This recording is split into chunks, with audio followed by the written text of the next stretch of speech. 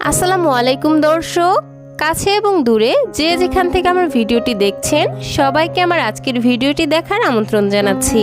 আমার আজকের আয়োজনে থাকছে বাচ্চাদের জন্য খুবই পুষ্টিকর এবং মজাদার একটি সাবুদানার রেসিপি। বাচ্চাদেরকে যদি এইভাবে সাবুদানা খাওয়ান, বাচ্চারা সঠিক পুষ্টি পাবে, একই সাথে তাদের দ্রুত ওজন বাড়বে, মেধা বিকাশে সহায়তা করবে, উচ্চতা বাড়াবে এবং কোষ্ঠকাঠিন্য দূর করবে। এইভাবে সাবুদানা রান্না করে আপনারা 8 মাস থেকে 5 বছর বয়সী বাচ্চাদেরকে সকাল, দুপুর অথবা রাতের প্রধান খাবার হিসেবে দিতে পারবেন। বাচ্চারা খুবই মজা করে খাবে এবং অল্প খাবারে বেশি পুষ্টি পাবে। তাহলে আর কথা না বাড়িয়ে সরাসরি চলে যাচ্ছি আমার মূল রেসিপিতে। এজন্য প্রথমেই চুলায় একটি পরিষ্কার প্যান বসিয়ে এর মধ্যে দিয়ে দিচ্ছি 1 কাপ লিকুইড গরুর দুধ। এবার এই দুধের মধ্যে দিয়ে দিচ্ছি বাচ্চার চাহিদা অনুযায়ী সাবুদানা। আমি এখানে 2 টেবিল চামচ পরিমাণ সাবুদানা খুব ভালোভাবে ধুয়ে দেন আধা ঘন্টার জন্য পানি দিয়ে ভিজিয়ে রেখেছিলাম, যার ফলে সাবুদানা অনেকটা ফুলে উঠেছে। এখন এটা সেদ্ধ হতে সময় অনেক কম লাগবে। একই সাথে দিচ্ছি 1 টেবিল চামচ পরিমাণ ওটস। আমি এখানে রোলড ওটস নিয়েছি, আপনি আপনার বাচ্চাকে যে ওটস খাওয়ান এখানে সেই ওটসটাই নিয়ে নেবেন। খাবারের টেস্ট বাড়ানোর জন্য এই পর্যায়ে দিয়ে দিচ্ছি সামান্য 1 চিমটি পরিমাণে লবণ। আপনারা চাইলে এখানে লবণটা স্কিপও করতে পারেন। একই সাথে মুখ ফাটানো একটি এলাচও দিয়ে দিলাম, এর ফলে খাবারটি থেকে খুবই সুন্দর একটি ফ্লেভার বের হবে। এখন চুলাটা অন করে দিচ্ছি আর চুলার আঁচ মিডিয়ামে রেখে ঘন ঘন নেড়েচেড়ে খাবারটিকে রান্না করে নিচ্ছি। দর্শক, বাচ্চার বয়স যদি 1 বছরের কম হয় তাহলে আপনারা এখানে গরুর দুধের পরিবর্তে পানি দিয়ে খাবারটি রান্না করবেন। আর আমি যে লবণটা দিয়েছি সেটাও স্কিপ করবেন, কারণ 1 বছরের আগে বাচ্চাদের খাবারে কোনো ধরনের লবণ এবং চিনি দেওয়া অ্যালাউড না। একই সাথে 1 বছরের কম বয়সী বাচ্চাদেরকে কিন্তু গরুর দুধ খাওয়ানো উচিত না।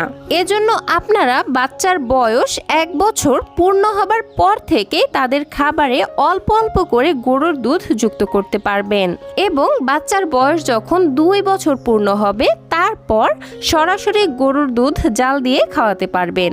তো যাই হোক দর্শক, কথা বলতে বলতে আমার খাবারটি কিন্তু অলমোস্ট রান্না হয়ে গেছে।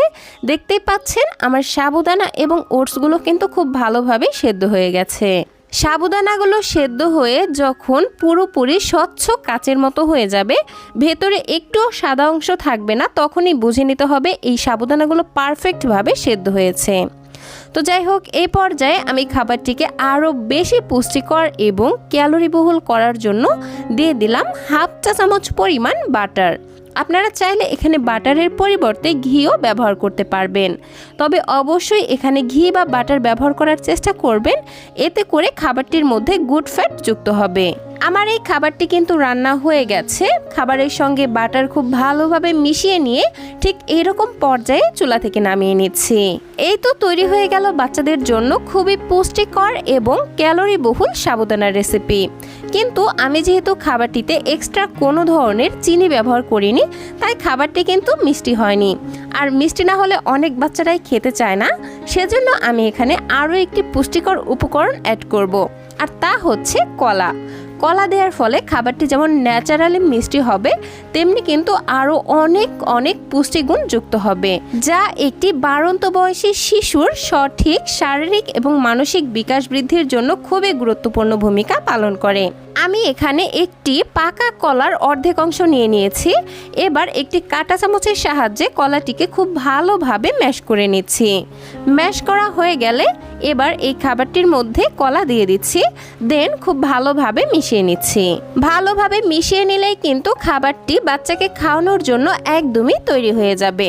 আর কলা মেশানোর পরে কিন্তু খাবারটি খুব দ্রুতই বাচ্চাকে খাইয়ে ফেলতে হবে, কারণ কলা মেশানোর পর যদি বেশি দেরি করেন তাহলে কিন্তু খাবারটি কালো হয়ে যাবে এবং খাবারের অ্যাকচুয়াল টেস্টও নষ্ট হয়ে যাবে। তো যাই হোক দর্শক, খাবারটি কিন্তু বাচ্চাকে খাওয়ানোর জন্য একদমই রেডি হয়ে গেছে। আপনারাও ঠিক এরকমভাবেই কিন্তু বাচ্চাকে বাসায় খাওয়াবেন, ইনশাআল্লাহ বাচ্চা খুবই পছন্দ করবে এবং অল্প খাবারে অনেক অনেক বেশি পুষ্টি পাবে। তো দর্শক, এই ছিল আমার আজকের আয়োজন। ভিডিওটি ভালো লাগলে প্লিজ একটি লাইক দেবেন এবং বাচ্চাদের জন্য এরকম আরও নিত্য নতুন সহজ এবং পুষ্টিকর খাবারের রেসিপি পেতে প্লিজ আমার চ্যানেলটিকে সাবস্ক্রাইব করে পাশের ঘন্টাটি বাজিয়ে অলে সেট করে রাখবেন পরবর্তী ভিডিওর নোটিফিকেশন সবার আগে পাওয়ার জন্য। আজকের মতো বিদায় নিচ্ছি। আল্লাহ হাফেজ। আসসালামু আলাইকুম।